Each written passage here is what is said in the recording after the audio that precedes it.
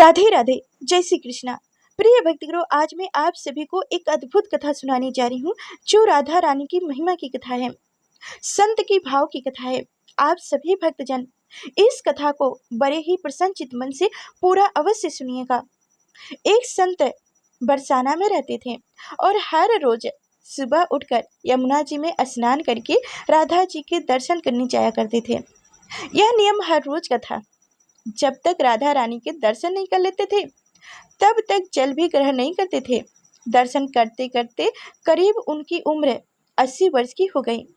आज सुबह उठकर रोज की तरह उठे और यमुना में स्नान किए और राधा रानी के दर्शन को चले गए। मंदिर के पट खुले और राधा रानी के दर्शन करने लगे। दर्शन करते करते संत के मन में भाव आया कि मुझे राधा रानी के दर्शन करते करते आज तक 80 वर्ष बीत गए हैं, लेकिन मैंने आज तक राधा रानी को कोई भी वस्त्र नहीं चढ़ाया।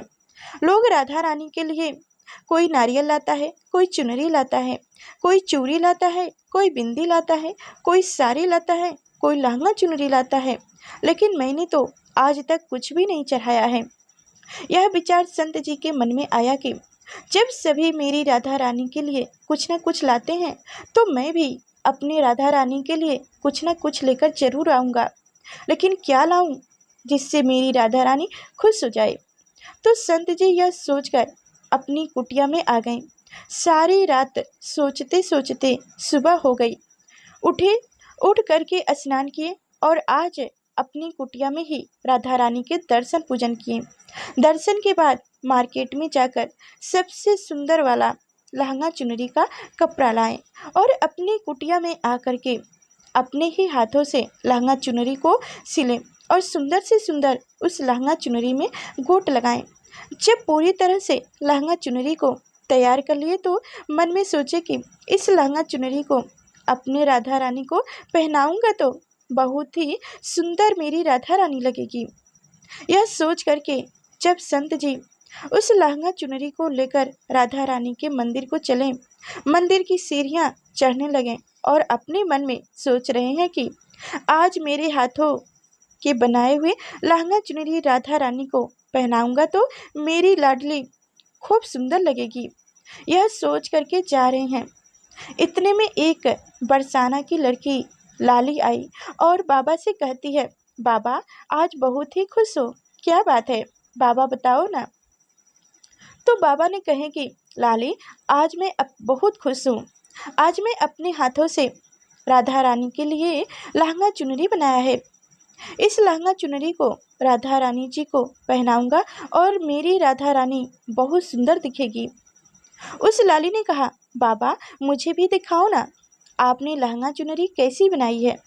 लहंगा चुनरी को देखकर वो लड़की बोली, अरे बाबा राधा रानी के पास तो बहुत सारी पोशाक है, तो ये मुझे दे दो। तो महात्मा जी बोले, बेटी तुमको दूसरी बाजार से दिला दूंगा, ये तो मैं अपने हाथ से बनाकर राधा रानी के लिए लेकर जा रहा हूँ, तुमको और कोई दूसरा दिला दूंगा। लेकिन उस छोटी सी बालक ने उस महात्मा का दुपट्टा पकड़ ली। बाबा ये मुझे दे दो। पर संत भी जिद करने लगे कि दूसरी दिला दूंगा, ये नहीं दूंगा। लेकिन वो बच्ची भी इतनी जिद्दी थी कि संत के हाथ से लहंगा चुनरी को छीन कर ले गई। अब तो बाबा को बहुत दुख हुआ। मैंने आज तक राधा रानी को कुछ नहीं चढ़ाया, लेकिन जब लेकर आया तो लाली लेकर भाग गई। मेरा तो जीवन ही खराब है, अब क्या करूं? यह सोचकर संत उसी सीढ़ी पर बैठकर रोने लगे। इतने में कुछ संत वहां आए और पूछे, क्या बात है बाबा, आप क्यों रो रहे हैं? तो बाबा ने उन संतों को पूरी बात बताई। संतों ने बाबा को समझाए और कहे कि आप दुखी मत हो, कल दूसरी लहंगा चुनरी बनाकर राधा रानी को पहना देना। चलो राधा रानी के दर्शन कर लेते हैं। इस प्रकार संतों ने बाबा को समझाया और राधा रानी के दर्शन को लेकर चले गए। रोना तो बंद हो गया, लेकिन मन खराब था क्योंकि कामना पूरी नहीं हुआ ना। तो अनमने मन से राधा रानी का दर्शन करने संत जा रहे थे। और मन में यही सोच रहे हैं कि मुझे लगता है कि किशोरी जी की इच्छा नहीं था, शायद राधा रानी मेरे हाथों से बनी पोशाक पहनना ही नहीं चाहती थी। ऐसा सोचकर बड़े दुखी होकर जा रहे हैं। मंदिर आकर राधा रानी के पट खुलने का इंतजार करने लगे। थोड़ी ही देर बाद मंदिर के पट खुले तो संतों ने कहा, बाबा देखो तो आज हमारी राधा रानी बहुत ही सुंदर लग रही है। संत की बात सुनकर जैसे ही बाबा ने अपना सिर उठाकर देखे तो जो लहंगा चुनरी बाबा ने अपने हाथों से बनाकर लाए थे वही आज राधा रानी ने पहना था। बाबा बहुत खुश हो गए और राधा रानी से कहें कि हे राधा रानी, आपको इतना भी सब्र नहीं हो पा रहा, आप मेरे हाथों से मंदिर की सीढ़ियों से ही लेकर भाग गई, ऐसा क्यों? सर्व श्री राधा रानी ने कहा कि बाबा, आपने आपके भाव को देखकर मुझसे रहा नहीं गया और ये केवल पोशाक नहीं है, इसमें आपका प्रेम है, इसलिए तो मैं खुद ही आकर के आपके पास से लहंगा चुनरी छीनकर लेकर भाग गई। इतना सुनने के बाद बाबा विभोर हो गए और बाबा ने उसी समय किशोरी जी का धन्यवाद किए। जय श्री कृष्णा, जय श्री राधे।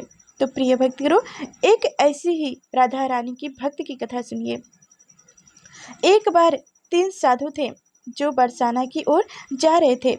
इसमें से एक साधु जो वृद्धा थे वह कहने लगे कि मैं अब यमुना किनारे आसन लगाकर रहूंगा, तुम दोनों जवान हो इसलिए तुम आगे चले जाओ।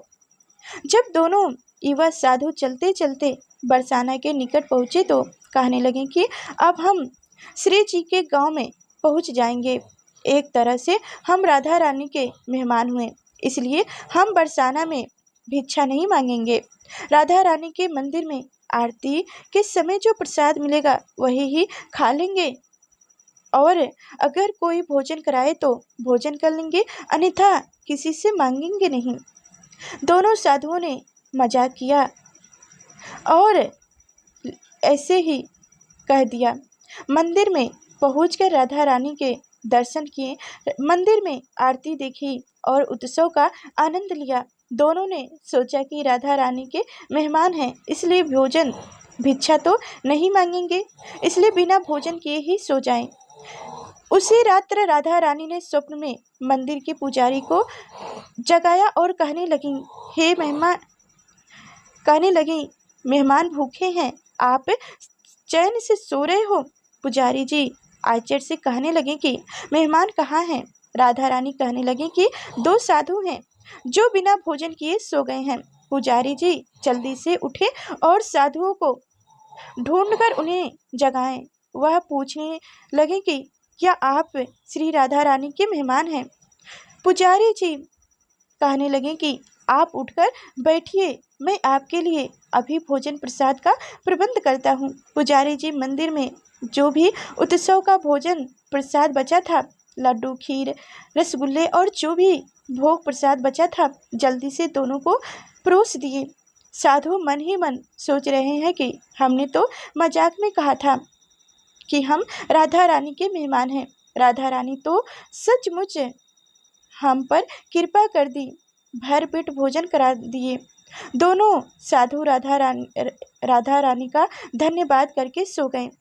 तभी दोनों साधुओं को एक ही समय पर एक जैसा स्वप्न आया। दोनों के स्वप्न में राधा रानी आई और पूछने लगी कि भोजन करके आपको संतुष्ट हुआ कि नहीं? दोनों साधुओं ने हाँ में हामी भर दी। राधा रानी मुस्कुराते हुए कहने लगे कि पुजारी जी ने तुम दोनों को भोजन तो करवा दिया, लेकिन पान के बीरे का प्रसाद नहीं दिया, वो देना भूल गया। राधा रानी ने दोनों के सिरहाने पर बीरा रख दिया, पान के बीरे रख दिए। स्वप्न के बाद दोनों की आंखें खुली तो सचमुच पान का बीरा अपने सिरहाने पाकर दोनों विस्मित थे। राधा रानी ने मजाक के भाव से कहा गया वचन भी सत्य साबित कर दी। अब बिना मांगे दोनों को भरपेट भोजन करा दिया। सचमुच बहुत करुणामयी है श्री राधा रानी। जय श्री राधा रानी, जय श्री कृष्णा। तो प्रिय भक्तगणों, आप सभी को हमारी कथाएं कैसी लगी? जरा सी भी अच्छी लगी हो तो इस कथा को ज़्यादा से ज़्यादा शेयर कीजिएगा और लाइक और चैनल को सब्सक्राइब करना ना भूलिएगा। फिर मिलेंगे अगले नेक्स्ट वीडियो में, तब तक के लिए धन्यवाद।